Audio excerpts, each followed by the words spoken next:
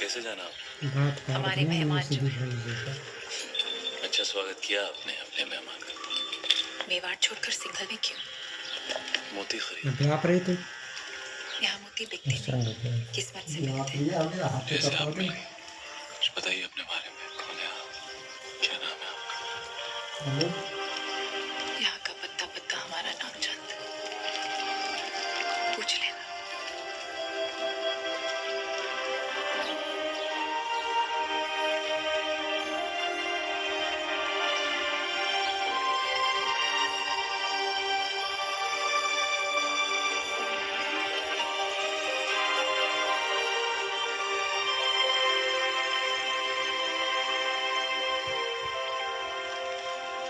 सिंघल की राजकुमारी है वो पद्मावती।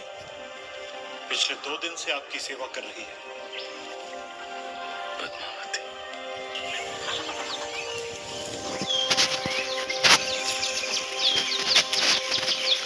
क्षमा मांगते रतन सिंह जी। सिंघल में आपका ठीक से स्वागत तो कर नहीं पाए और आते ही पद्मावती ने आपको घायल कर दिया।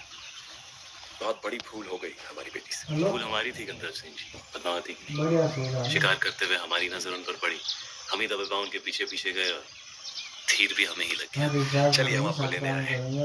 वापस महल में पधारें। महलों में तो बहुत रह ली, यहाँ की सादगी हमें बहुत अच्छी लग रही है। अगर आपको बुरा ना लगे तो हम कुछ दिन यहीं रहना चाहेंगे। रतन सिंह जी, मेहमान बनकर आप आए थे यहाँ। अब लगने लगा है हमारे परिवार का हिस्सा है।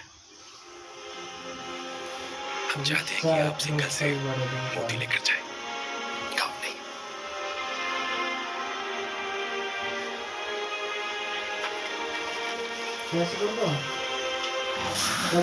सिंघल के मोती वैसे ही है जैसे आप ढूंढ रहे थे। क्या सोच रहे हैं? मोती मिल गए तो अब वापस मेवाड़ चले जाओगे ना? हमारे जाने का वक्त आ गया। कैसे जाओगे?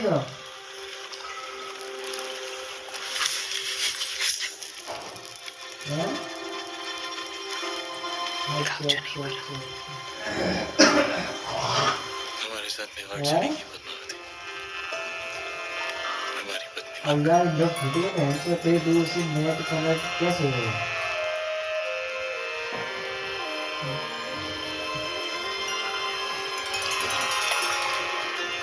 नहीं फिर दूर से नेट कनेक्ट होगा तो नहीं तो कार कर लिया तुम।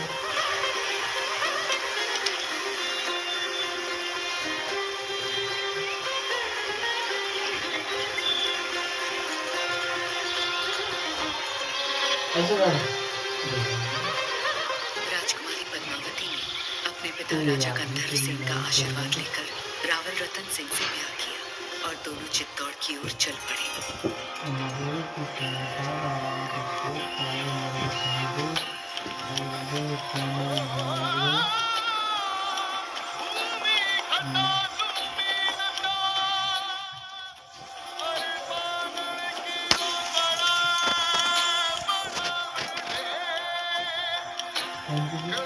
यार कुछ देखो पसंद कर रहा है।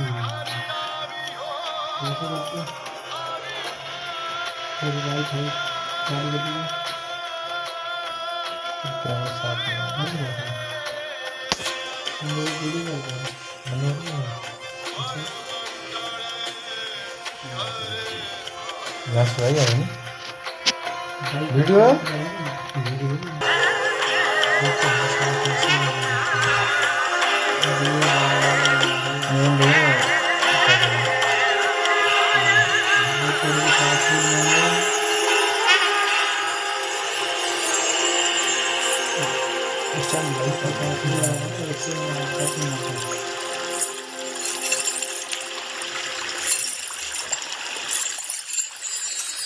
बोलो महारानी पद्मावती की।